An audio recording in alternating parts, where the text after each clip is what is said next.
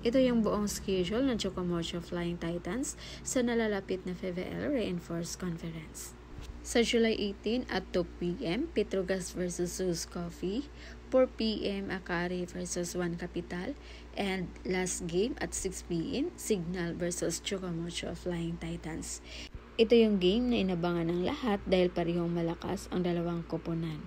Ang Chocomocho Flying Titans at ang Signal HD Spikers ay parehong nawala ng dalawang players na sina Bunny Gandler and Don Macandili sa Signal at sa Chocomocho Flying Titans naman si Cesar Rendina at si Cherry Nona.